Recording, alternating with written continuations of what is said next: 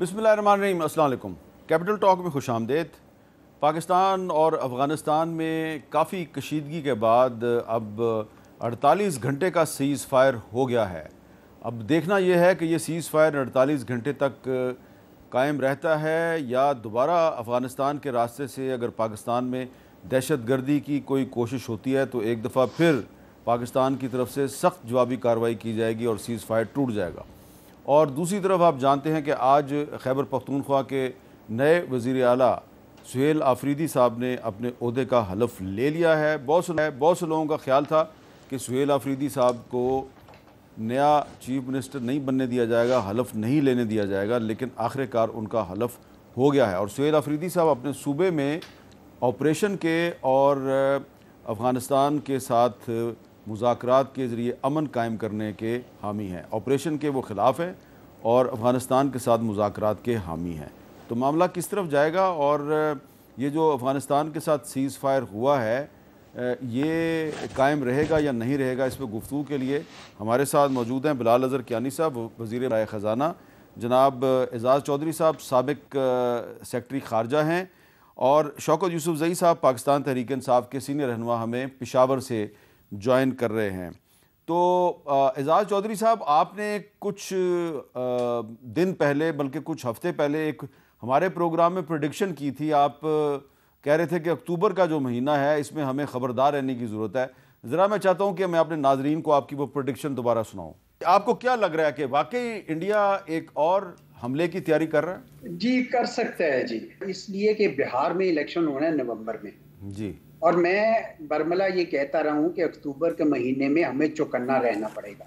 अच्छा, ये फिर कोई इसी किस्म का पहलगाम टाइप को वाकया पकड़ लेंगे या करा देंगे या हो जाएगा, और उसकी बुनियाद पर ये कोई थोड़ा बहुत हल्का फुल्का काम करेंगे ताकि इनको वोट मिल सके। तो एजाज़ चौधरी साहब, उन्होंने जो हल्का फुल्का काम किया वो ये किया कि जो अफ़गान इंटरिम गवर्नमेंट के वज़ीर ख़ारजा हैं अमीर ख़ान मुत्तकी, उनको बुलाया इंडिया, और फिर उसके बाद पाकिस्तान में कुछ ऐसे वाक़यात हुए कि जिसके नतीजे में दोनों ममालिक जो हैं वो बिल्कुल जंग के करीब करीब पहुँच गए। अच्छी बात है, आज सीज़ फायर हो गया है।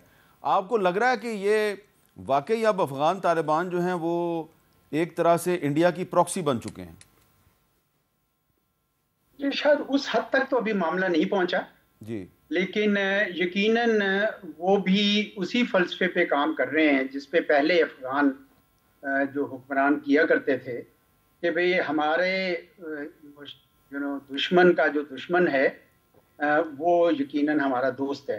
तो इस वजह से ये मुझे तो शक था, मुझे ये नहीं पता था कि भाई पहलगाम की तरह का ये क्या करेंगे। इस दफ़ा उनका जो मैनूवर आया वो ये है कि दूसरा फ्रंट खोल दिया जाए, ताकि अभी तो उनकी अपनी तैयारी तो शायद नहीं थी, उनकी एयरफोर्स के प्लेटफॉर्म शायद इंटीग्रेट नहीं हुए, तो उन्होंने यही मुनासिब समझा कि दूसरा फ्रंट खोला जाए और तालिबान जिनको ये सारी जिंदगी उनकी शदीद मुखालफत करते रहे, अभी भी हिंदुस्तान में बड़ी आवाज़ें उठ रही हैं, उनको इन्होंने अपने साथ ला बिठाया, सिर्फ इसलिए नहीं कि उनकी मोहब्बत में, सिर्फ इसलिए कि वो पाकिस्तान को इस्तेमाल कर सकें।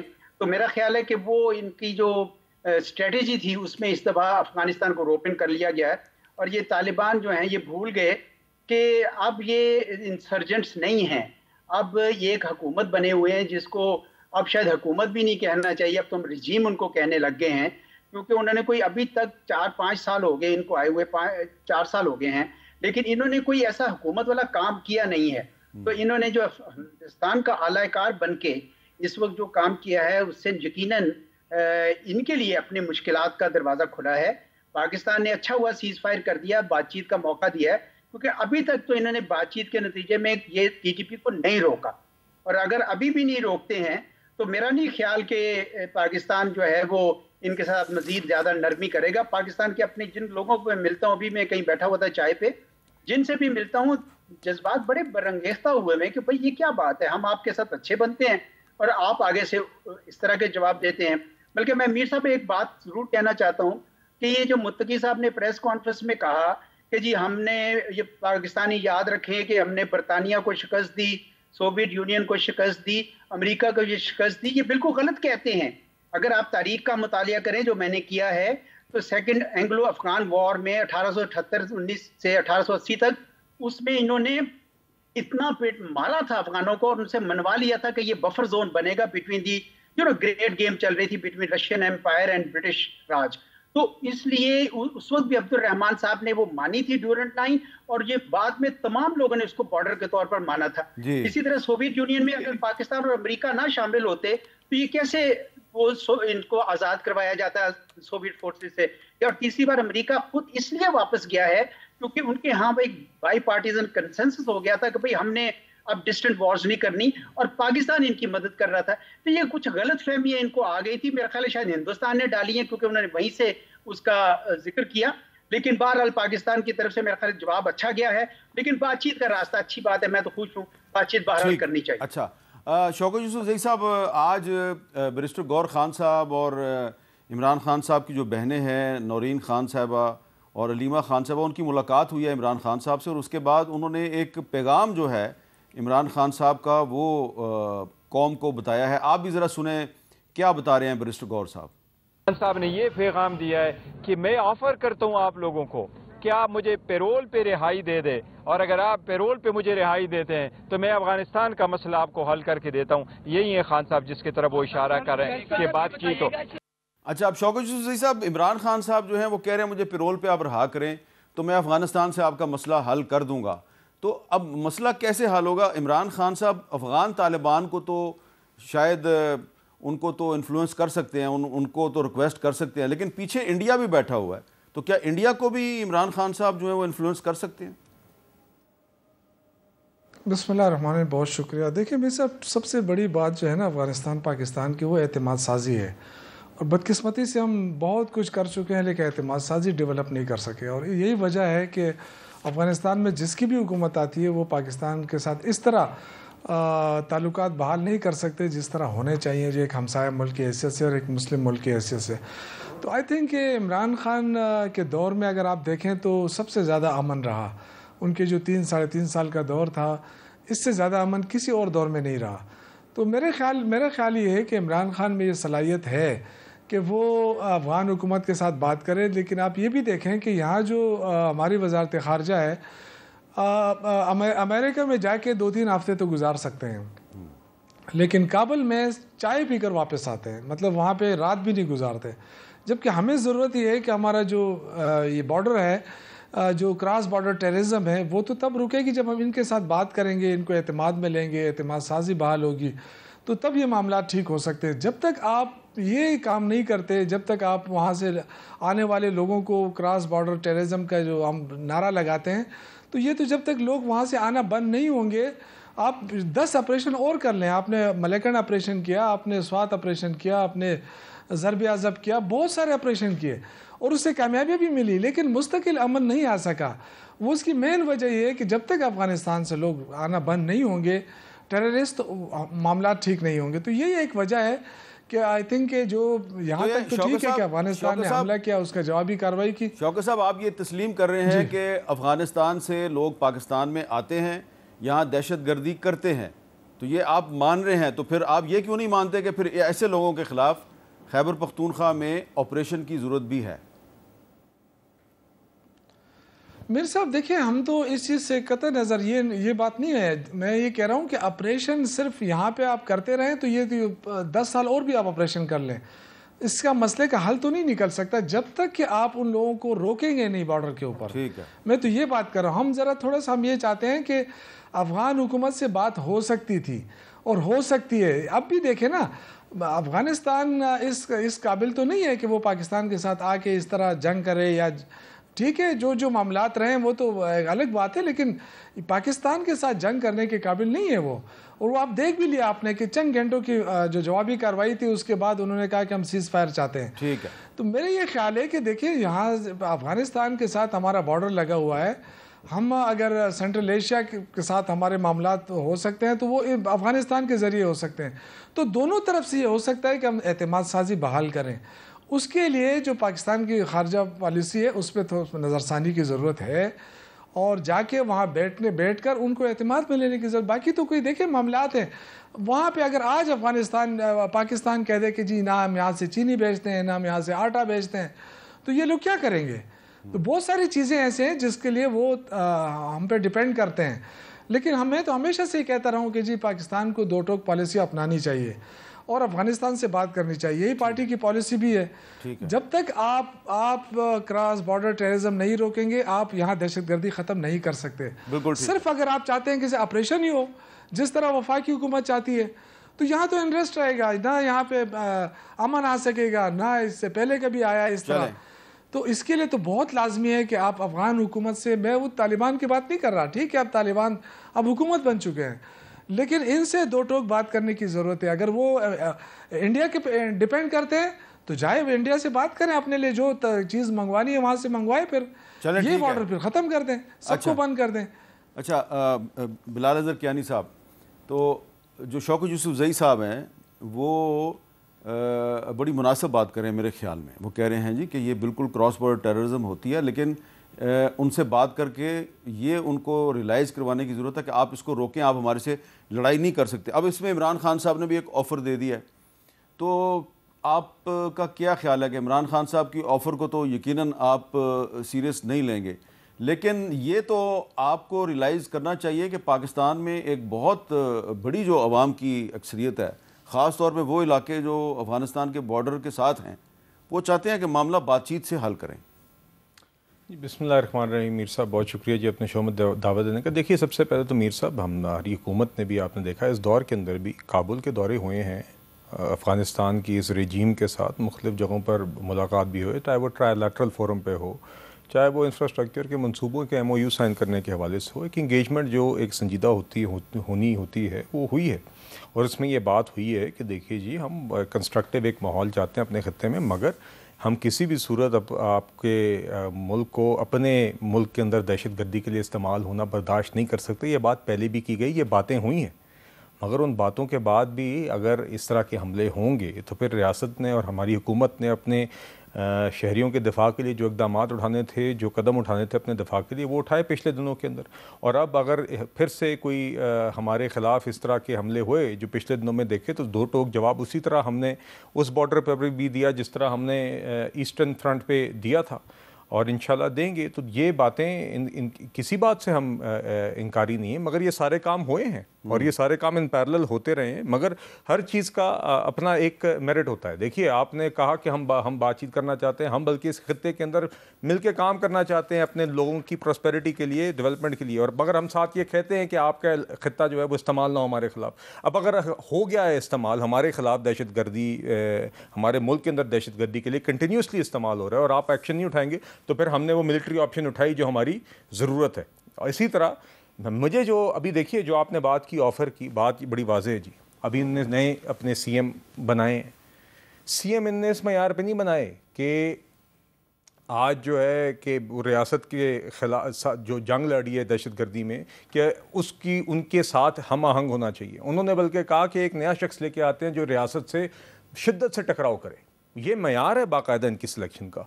मेरा ख्याल है अगर आप वाकई में आप ऑफरें काबुल जाने की पैरोल पे ना करें, आप सिर्फ यही काम कर लें, आप अपने CM को ये कह दें कि मैं इमरान खान या कोई भी आपका जमात का बंदा बाकी आके कहे कि मैंने CM को ये हिदायत दी है कि अपनी रियासत के साथ मिल के यकजा एक आवाज़ होकर हमने ये जंग लड़नी है। मुल्क के अंदर जो दहशतगर्द हैं उनको भी हमने हमला करना है, बॉर्डर पार भी अगर कोई हमारे खिलाफ इस्तेमाल करता है तो मगर अमीर साहब इस तरह की बातें हम नहीं सुनते, हम उल्टी बातें सुनते हैं। अच्छा, आज एक अच्छी बात भी हुई है ना, ज़रा मैं आपको सुनवा देता हूँ। आप कह रहे हैं आप अच्छी बातें नहीं सुनते। जुनैद अकबर साहब ने आज कोई मेरा ख्याल है इस तरह की बात की है जो सुनना चाहते हैं बिलाल अज़हर कियानी साहब, जरा सुनाएं जी क्या कहा उन्होंने। हम तमाम पॉलिटिकल पार्टियों को भी मिलाएंगे, हम इदारों के साथ भी बैठना चाहते हैं। हम चाहते हैं कि जो आईन न माने उसके साथ सख्ती से निपटा जाए, लेकिन हम चाहते हैं कि इसका हल पहले पॉलिटिकल निकाले। हजारों छोटे ऑपरेशन हुए तो उससे ये मसला हल नहीं हुआ, इससे जो है दहशतगर्दी बढ़ गई है, इससे नफरतें बढ़ी है। हम चाहते हैं कि अवाम और इदारों के दरमियान फासले कम से कम हो। हम चाहते हैं कि हम इदारों के पीछे हो, हम चाहते हैं कि इदारे हमारे पीछे हो। तो इसका हल जो है हम आप जिस तरह आप निकाले, या हमें मुतमईन करे या हमारी बात सुने, लेकिन डंडे के जोर पे हम पे अपने फैसले मुसल्लत न करें। ये मुनासिब बात नहीं। मीर साहब फिर मेरी गुजारिश सुनिए। देखिए बातें बैक्ड बाय एक्शंस जो होती हैं ना, उन बातों में वजन होता है। जाफर एक्सप्रेस हमले के बाद यहाँ पे कैमरा ब्रीफिंग हुई, इन कैमरा ब्रीफिंग हुई, ये लोग नहीं आए उसमें। ये इन्हीं दहशत गर्दी के वाक़यात के मुतल्लिक़ थी ना। पहलगाम वाक़े के बाद मीडिया ब्रीफिंग बुलाएगी, ये लोग नहीं आए।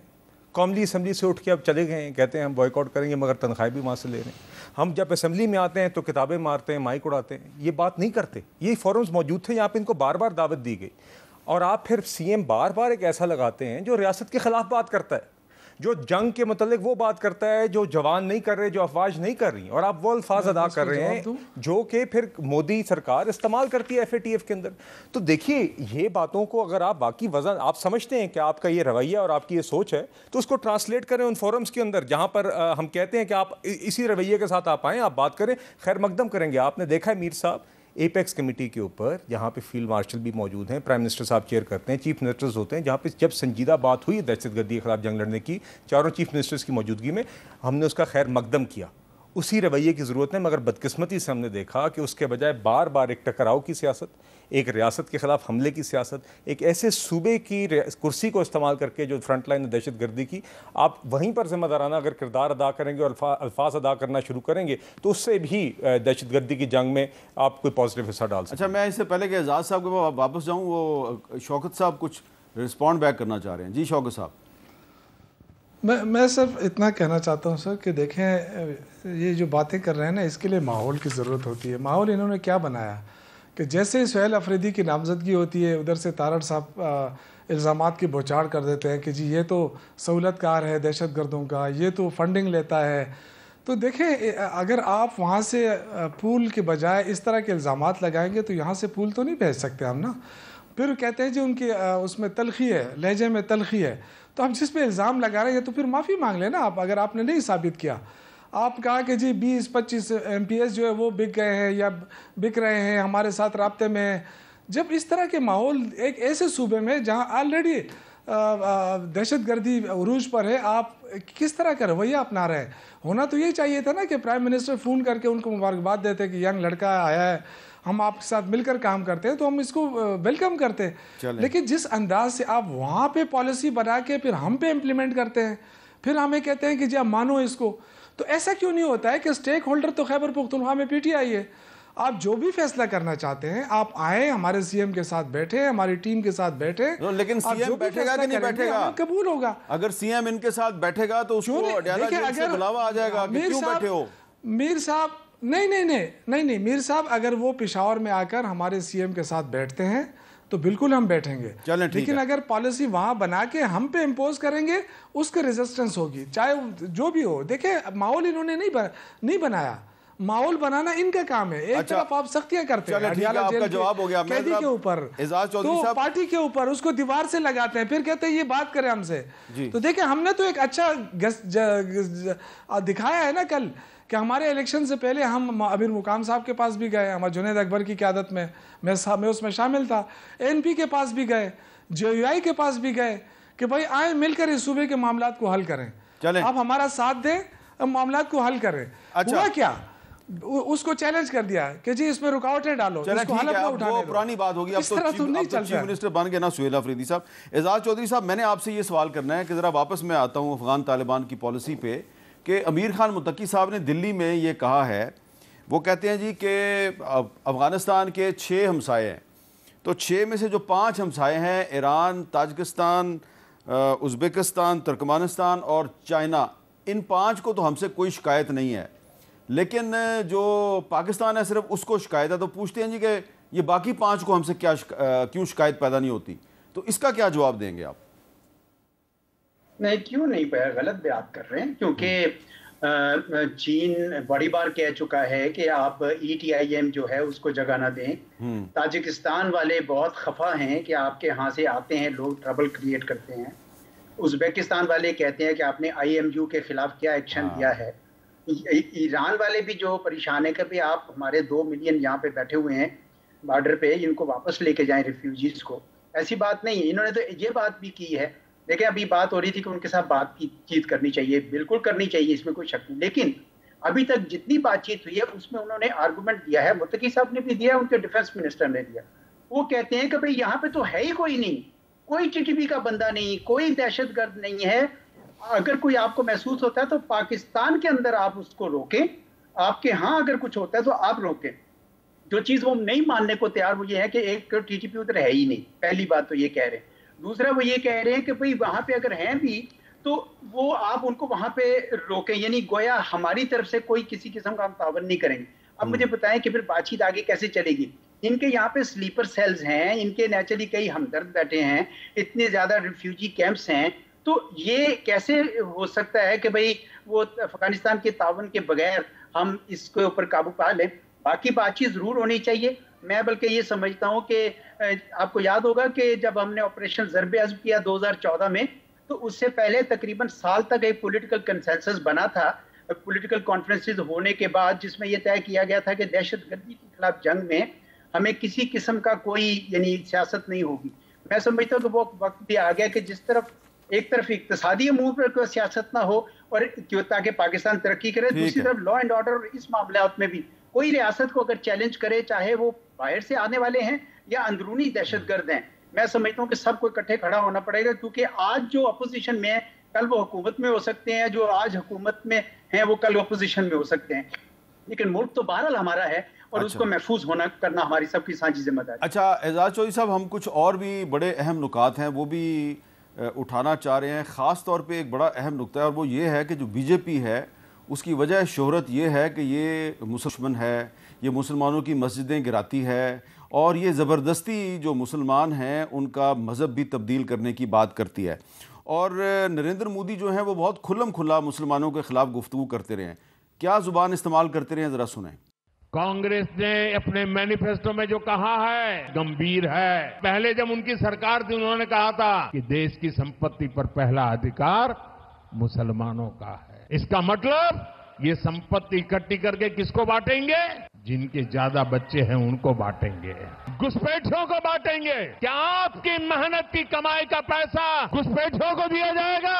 और उनको बांटेंगे जिनको मनमोहन सिंह जी की सरकार ने कहा था कि संपत्ति पर पहला अधिकार मुसलमानों का है। भाइयों बहनों, ये अर्बन नक्सल की सोच, मेरी माताओं बहनों, ये आपका मंगलसूत्र भी बचने नहीं देंगे। अर्बन नस्ल, अर्बन यानी कि अरबियों की नस्ल, और घुस बैठिए और ज़्यादा बच्चे पैदा करने वाले, ये ज़ुबान है जी इंडिया के प्राइम मिनिस्टर की मुसलमानों के बारे में। और इनकी जो आरएसएस है उसके जो सरबराह हैं मोहन भगवत, वो क्या कहते हैं? मोहन भगवत साहब, ज़रा सुने मोहन भगवत साहब क्या कह रहे हैं। भारत के सबके सब मुसलमान हिंदू हैं, कोई अरबस्तान से आया नहीं। मूर्ति पूजा की आदत लगी है तो मजार कब्र की पूजा शुरू हो गई।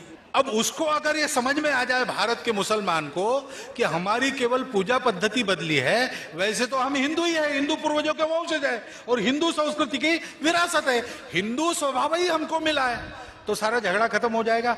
तो सारा झगड़ा ख़त्म हो जाएगा। यानी कि मोदी जो है वो कहते हैं अरबियों की नस्ल और मोहन भगवत कहता है ये अरबस्तान से आए हैं और ये सारे मुसलमान दरअसल हिंदू हैं। और एक और बड़ी अहम बात है कि भारत की इस वक्त जो पार्लियामेंट है उसके अंदर एक नक्शा लगा हुआ है अखंड भारत का, और अखंड भारत का जो नक्शा है ये 2023 में मोदी हुकूमत ने भारतीय पार्लियामेंट में नक्शा आवेज़ा किया। इस नक्शे में अफ़गानिस्तान, पाकिस्तान, बांग्लादेश, मालदीव, श्रीलंका, भूटान और म्यांमार यानी बर्मा को अखंड भारत का हिस्सा दिखाया गया है।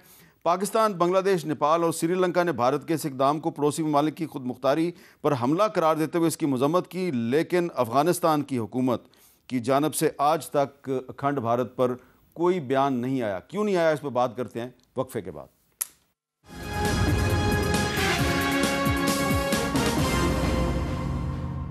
कैपिटल टॉक में खुशामदीद। और अब जो मैं एक सवाल उठाना चाहता हूँ वो सवाल ये है कि पाकिस्तान जो है वो एक एटमी ताकत है और हमारे पास सिर्फ एटमी हथियार नहीं है बल्कि एटमी हथियार के जो वॉर हेड्स हैं, यानी कि हमारे पास मिज़ाइल भी हैं। कौन से मिज़ाइल हैं जी?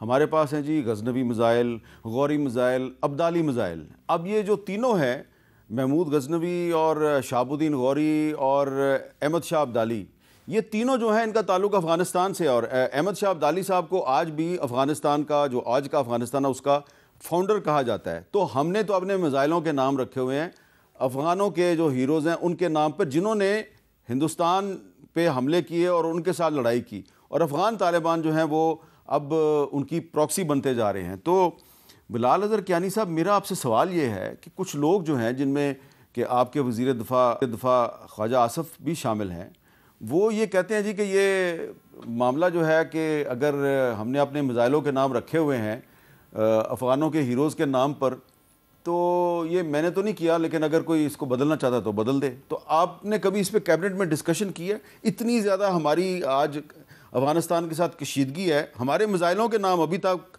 गजनवी, गौरी और अब्दाली हैं।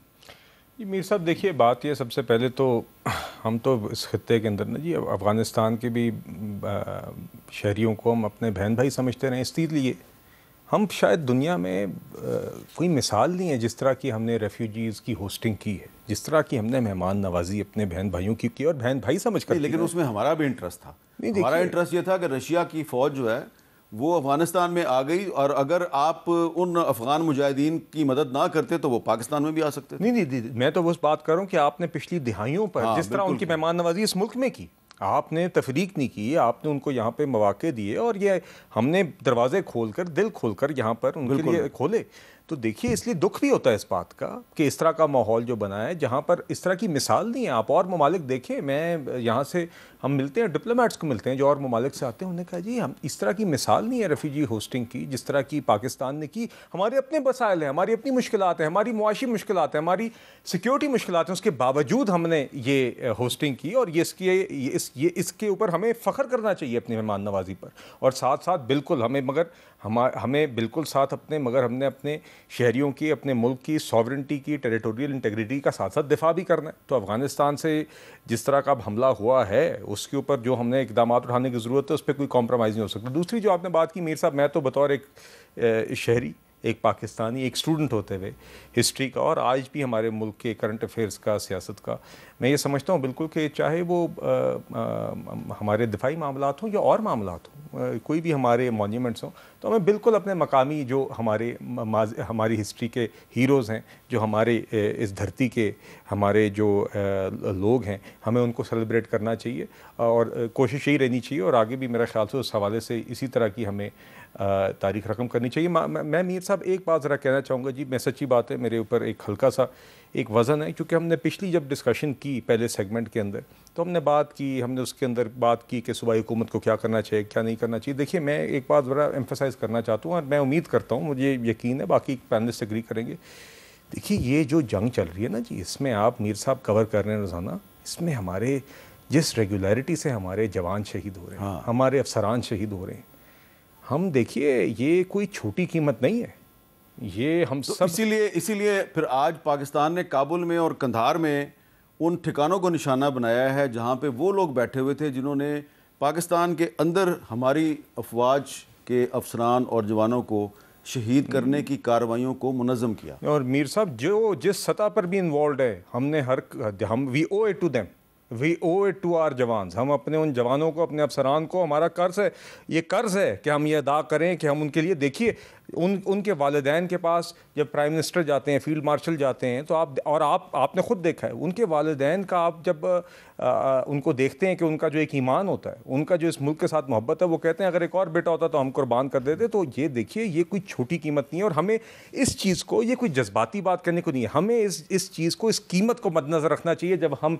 इस तरह के बयान करते हैं या हम रोज़ाना की सियासत में। इसीलिए मैं गुजारिश करता हूँ, रियासत के अंदर कोई भी सूबाई हुकूमत है, वफाकी हुकूमत में जो बात एजाज साहब ने की, इसके अंदर हमें एक बिल्कुल ज़ुबान के साथ, बिल्कुल एक, बाकी मामलात अपनी जगह, इसके ऊपर जिस तरह के मामलात हैं हम नहीं अफोर्ड कर सकते कि इस तरह इसको हम सियासत की नज़र करें, हमें एक ज़ुबान के साथ लड़ना होगा। अच्छा एजाज साहब, मैंने जो थोड़ी देर पहले जो सवाल उठाया है कि हमारे जो मिसाइल हैं उनके नाम जो हैं वो अफ़गान हीरोज़ के नाम पे हैं, और क्यों मैंने ये सवाल उठाया कि महमूद गजनवी साहब जो हैं उनकी वजह शोहरत क्या है कि 11वीं सदी में, यानी कि 1027 में जो उन्होंने सोमनाथ पर हमला किया था और इसको उन्होंने फिर फतह भी कर लिया था, और शहाबुद्दीन गौरी साहब जो हैं उनके भी भारत पर हमले हैं, उन्होंने 1178 में गुजरात पर हमला किया और पृथ्वीराज चौहान के साथ लड़ाई की और फिर उसको बाद में उन्होंने 1192 में शिकस्त दे दी। इसी तरह अहमद शाह अब्दाली साहब जो हैं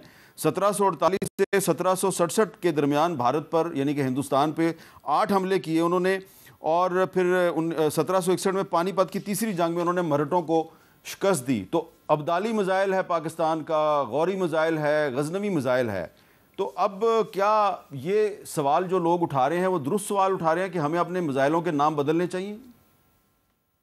जी मीर साहब, पाकिस्तान की जो कियानी साहब भी फरमा रहे थे, जो आलम इस्लाम से मोहब्बत है उसमें कुछ अफगान हीरोज़ हैं, कुछ अरब हीरोज़ भी हैं, मोहम्मद यानी सलाहुद्दीन अयूबी जो कुर्द थे, या तारिक बिन ज़ियाद, ये सारे भी हमारे उसमें शामिल हैं, क्योंकि एक पाकिस्तान का इस्लाम के साथ एक ख़ास नाता रहा है हमेशा से।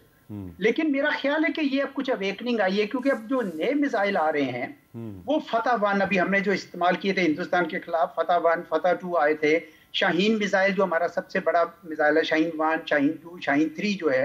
अब मेरा ख्याल में ये अवेकनिंग आ गई है कि हम तो मुसलमान भाइयों को सबको अपना समझते हैं, लेकिन उनमें से कुछ कौमें ऐसी हैं जिस तरह के अफगानिस्तान के हैं, ये शायद नहीं हमें अपना उस तरह समझते। तो इसलिए पाकिस्तान की तो पूरी दरियाए सिंध की एक तहजीब है, अपनी तहजीब है। एतजाज अहसन साहब ने तो एक किताब लिख दी थी इंडस सागा पे, और बहुत सारे लोगों का मानना है कि इस इलाके में रहने वाले तमाम लोग, इनकी अपनी एक जुदागाना हैसियत भी है। इस वजह से यकीनन मैं इस बात को मानता हूँ और कियानी साहब की बात की तायीद करता हूँ कि हर मामले में हमें अपने मकामी करने चाहिए। मुझे याद है मैं पाकिस्तान एयरफोर्स कॉलेज सरगोदा में पढ़ता था, तो पहले वहाँ तमाम हाउसेज के नाम थे, टेम्पेस्ट, फ्यूरी, इस तरह के पुराने जहाज थे। फिर एक वक्त आया कि शहीदों के नाम रखे गए। बाद में कुछ लोगों ने कोशिश की कि शहीदों के नाम बदले गए, नहीं बदलने दिए किसी ने, क्योंकि वो मकामी हैं, वो हमारे हीरोज हैं और हमें उनकी कदर करनी चाहिए। तो मैं बिल्कुल इस बात को समझता हूँ कि अपने तमाम जिंदगी के तमाम मामलात में बशमूल अपने डिफेंस के हमें अपने मकामी हीरोज को याद रखना चाहिए और उन्हीं के नामों पर सब कुछ रखना चाहिए। अच्छा शौकत साहब, मैं आपके पास आ रहा हूँ, मुझे एक छोटी सी ब्रेक लेनी है।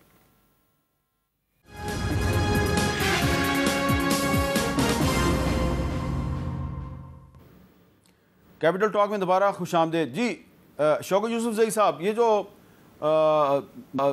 हमने कुछ नुकात उठाए हैं कि अखंड भारत जो है उसमें बीजेपी और आरएसएस जो है वो अफ़गानिस्तान को भी शामिल करना चाहती है, लेकिन अफ़गान तालिबान इस मामले पे ख़ामोश हैं। इसी तरह अगर जो आरएसएस है उसके सरबराह मोहन भगवत साहब कहते हैं कि हिंदुस्तान में जितने भी मुसलमान हैं दरअसल हिंदू हैं, मतलब ये है वो उनका मज़हब तब्दील करना चाहते हैं। इस पर भी अफ़गान तालिबान ख़ामोश हैं। और हम हैं कि हमने गौरी, गजनवी और अब्दाली जो है उनको अपना हीरो बनाया हुआ है, तो ये कोई यकतरफा ट्रैफिक नहीं चल रही? देखिए मेरे ख्याल से ये जो इन्होंने बात की ना, ये मुस्लिम हीरोज़ जो होते थे ना, ये उस ज़माने की बात है, उनको प्रमोट किया गया है। ये इस वजह से नहीं किया गया कि इनका ताल्लुक़ अफ़गानिस्तान के साथ है। जितने भी मुस्लिम हीरोज़ थे तो वो उनको उनकी वजह से, क्योंकि हम तो इस्लाम के वैसे भी दावेदार तो हम ही हैं, पाकिस्तान ही है ना, सबसे बड़ा इस्लाम का किला हम मानते हैं कि पाकिस्तान है, तो उस हवाले से रखे गए थे। लेकिन ये कि अब नज़रसानी करनी चाहिए, बिल्कुल करनी चाहिए। अपने जो नए जो भी आप बनाए, अब जो बने वो तो बने, आप उसको वापस लेंगे, एक नया पेंडोरा बॉक्स को लेगा। दूसरा जो ये आपने कहा ना इंडिया के हवाले से, देखिए इंडिया का तो मसला यही है कि जब भी इलेक्शन होते हैं वो अपना एक स्टांस जो रखते हैं, जो मुसलमानों के ख़िलाफ़ जो जहर उगलते हैं वो तो करते रहते हैं। अब बिहार का इलेक्शन जब तक नहीं होगा ये पाकिस्तान दुश्मनी जो है अरूज पर रहेगी। तो ये तो हमें वैसे ही अलर्ट रहना पड़ेगा पूरे उसके अब नवंबर तक, जब तक ये इलेक्शन नहीं होते बिहार का। अब देखें ना वहाँ पे उन्होंने कितनी बड़ी चीटिंग की है मोदी सरकार ने, कि वहाँ पे उन्होंने जो इलेक्ट्रल लिस्टें थी वो बदल डाली हैं, उसमें से मुसलमानों के वोट खारिज कर दिए हैं, जो मुर्दा लोग थे उनके वोट शामिल कर दिए हैं।